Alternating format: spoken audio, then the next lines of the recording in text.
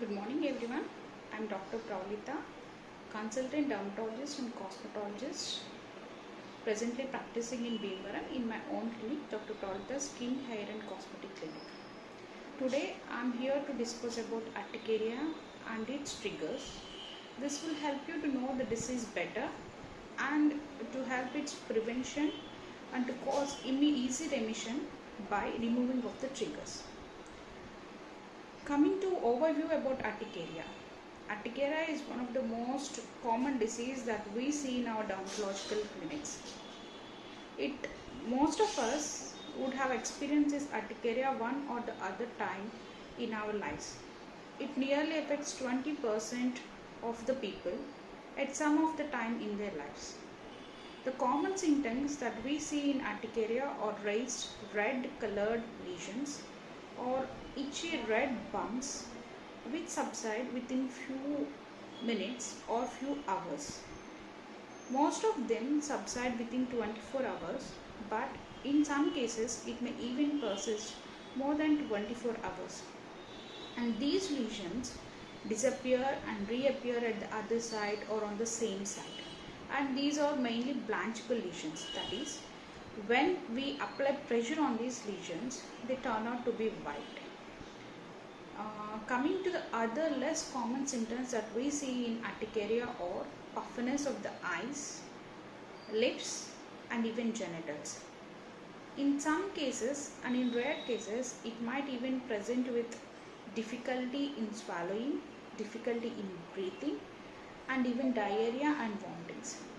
These symptoms require immediate attention and immediate treatment is needed in these cases.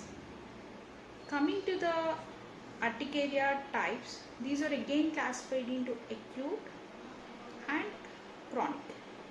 Acute is when these symptoms do occur within 6 weeks based on the duration, that is from when you are having this disease. If it's less than 6 weeks, we call it as acute urticaria, and if it's more than 6 weeks, that is persisting even beyond 6 weeks, then we call it as chronic urticaria. This chronic urticaria may need investigations instead of acute, which can be treated with medications. Chronic needs investigations and need to be treated.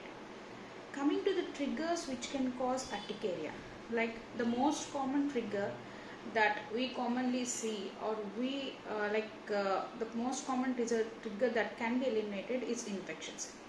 These infections can be bacterial infections, viral infections and even parasitic infections. The bacterial infections which commonly cause urticaria or throat infections, like the simple sore throat, cough and cold, which can be due to viral, can trigger these urticaria. The next common thing is the urinary tract infections. These are one of the common triggers. And some infections which are unnoticeable, we will not think that these can cause urticaria, some infections in the ear, even the dental problems, nasal problems, which most of the times will be unattended. These can trigger urticaria.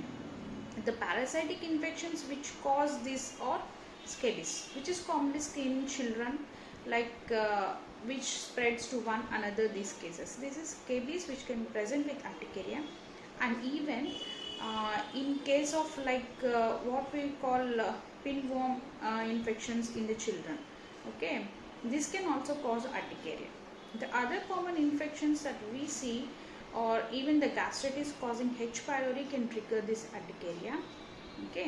And viral infections which include the common flu, common cold, even the hepatitis and infectious mononucleosis, these can cause urticaria. Coming to the other common set, apart from the infections, the next common thing is ingestion things, that is the foods we take. Mostly the protein containing food will cause urticaria, like the peanuts, any types of nuts, shellfish, and even egg can trigger urticaria. And other the frequent things which should be avoided in urticaria is colored compounds, which is seen in our cool drinks, colored cool drinks, even the colored sweets that we take, and even the sauces like jams, stored items like stored pickles, stored jams, these all should be avoided, and especially the yeast containing things like bread, these should be avoided. Okay, coming to the next common causes which cause urticaria or the inhalational types. These include like animal danders, pollen, and even exposure to some of the plants. These are all the things that can trigger urticaria. So one must also keep an attention to these exposures. These are all which can be treated. Okay. Next, coming to the medications that we use. The common cause of these urticarial lesions is the NSAIDs. That is, these are the drugs known as, mostly we know them as painkillers that we use for headaches or even for any kind of pain. These can trigger urticaria. Other medications are penicillins, sulfur containing drugs like cotrimoxazole, dapsone. These are the things which can cause urticaria.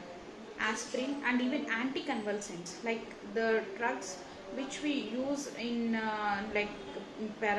paralysis or even for fits. These are also can trigger urticaria. Okay. Other less common causes are autoimmune diseases like SLE, even in thyroid abnormalities, even in diabetic state. These are all things can cause urticaria. And coming to a set of urticarias, those are called physical urticarias.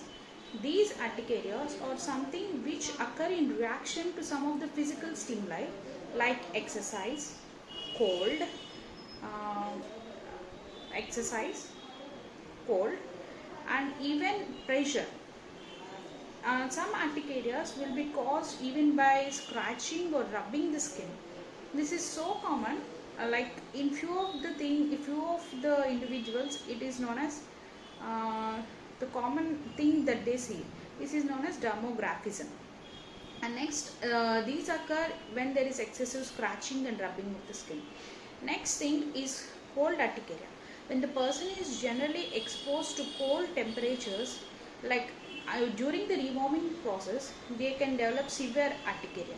Like immediately after jumping into a cold swimming pool and after the rewarming, they can develop into urticaria. Okay, and the next thing is pressure urticarias. These can be like delayed pressure urticaria, different types of pressure urticarias.